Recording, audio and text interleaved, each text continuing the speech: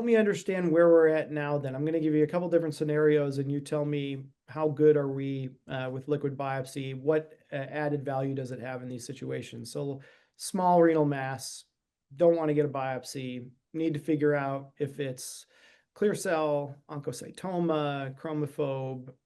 Can liquid biopsy help us there, and where are we at there? So I would say if it's a early stage disease, the scenario kind of what you're describing, a small renal mass, and we're still trying to differentiate between histological, or even we are just trying to diagnose whether this is renal cell carcinoma or not, the sensitivity is quite low. In some of the studies that we saw, the sensitivity can be as low as sometimes 20% to sometimes going around 50%. So I would not say that it is replacing the tissue biopsy in this particular patient population, because we might not be able to find the tumor cells itself. Just making it a little bit more simpler. The higher the tumor burden in the body is, the higher are the chances that the cells will be circulating in the blood. So if these diseases are extremely in an early stage with a very small proportion, a very small size in the body, we might not be able to detect and confirm.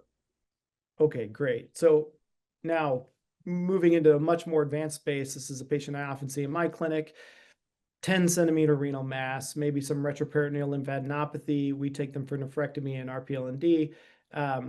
Where does ctDNA or liquid biopsy CTCs help us there?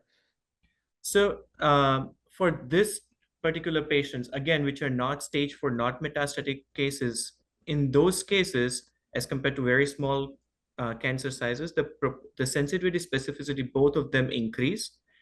But again, it would not still replace the tissue diagnosis here. But one thing which it can be helpful is, so if we have analyzed ctDNA or cell-free DNA or overall just liquid biopsy and mutational burden preoperatively, then it can help us in deciding the treatment post-operatively as well.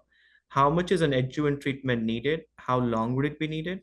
Or sometimes in an adjuvant setting, it can give us some targeted mutational information earlier enough. So it can help us more kind of decide on systemic therapy pre and post operatively, based on the VAF, which is the allele frequency burden, or based on the various targeted mutations as well. Okay, so what I'm hearing you say is that we get a pre-op ctDNA, let's say, and that's detectable high. That is a really helpful patient that we can then look post-operatively, what is the ctDNA, to provide some prognostic information about how they may do, what their risk of progression is after that surgery. But it also sounds like you're saying maybe there's some evidence there to suggest some predictive capabilities of that liquid biomarker, in that it may respond to adjuvant pembrolizumab, for instance, in that clear cell patient. Is that true? Is there evidence there to suggest that that's helpful? So to your point, yes. First of all, pre and post-operatively, just the VAF or the frequency of the allele, it can help us understand how much is the prognostic potential as well. It can also give us some information about the recurrence rate. And then in some of the studies recently, which was done, it also showed that HLA1 to PDL1, which is HP ratio, it can give us some more information about survival outcomes as well. And it can help us understanding or sometimes help us selecting the patient population for particular treatment as well. Again, this all field is very much, as I just mentioned, in the infancy stage. So utilizing further and more prospective studies will give us more information. But current data does show that if we have higher frequency preoperatively, chances of this patients having recurrence and poor outcomes are quite high. So I'll give you a hypothetical scenario that I'm sure you've probably seen in your clinic utilizing this ctDNA. Let's say you see a patient post-op. They had preoperative detectable ctDNA. They had bad path, high recurrence risk. Post-op ctDNA was positive. You decided to pursue adjuvant pembrolizumab, let's say. Follow up 6 months later, they're still on pembro and their ctDNA dropped to 0.